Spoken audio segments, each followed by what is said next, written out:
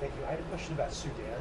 The outgoing Biden administration declared the RSF's actions as a genocide. Does the Trump administration agree with that designation of genocide? Here's what I can tell you about what's been happening. The United States condemns in the strongest possible terms the RSF's continued escalation of attacks on El Fasher, North Darfur, as well as the attacks on nearby Zamzam and Abu Shuk, internally displaced persons, which is the IDP camps. We are deeply alarmed by reports the RSF has deliberately targeted civilians and humanitarian actors in Zamzam and Abu Shuk. We condemn the RSF's attacks on the most vulnerable of civilians, including killings of at least 10 U.S.-funded relief workers providing critical life-saving assistance. We urge the protection of civilians, including humanitarian workers.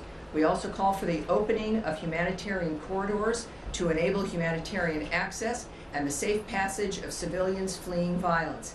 The belligerents must uphold their obligations under international humanitarian law and must be held accountable. So are Now, you planning to affirm the designation? well, I've made my statement clear, but what this does mark, today marks 2 years since the start of the conflict in Sudan.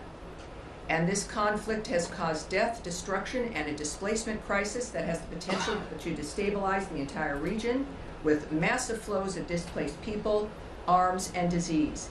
It is past time for the warring parties to put down their guns and negotiate a durable peace that allows for broad-based participatory dialogue so the Sudanese people can decide their future in a peaceful and unified Sudan. So just to clarify, Yes, I've answered you. I've extensively answered you quite extensively, sir. Go ahead, please.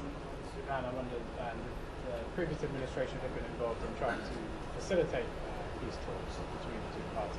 Are there any such activities going on? Well, I can't report on anything that is happening or might happen, but again, I think that the Trump administration and Secretary Marco Rubio have proven their commitment to these kinds of issues in a way that no other administration, frankly, has in facing these dynamics all around the globe, especially with the nature of the kinds of carnage and the relentlessness. So while I can't speak to you about specifics, I think that we all know what this administration stands for. Yes, in the blue jacket.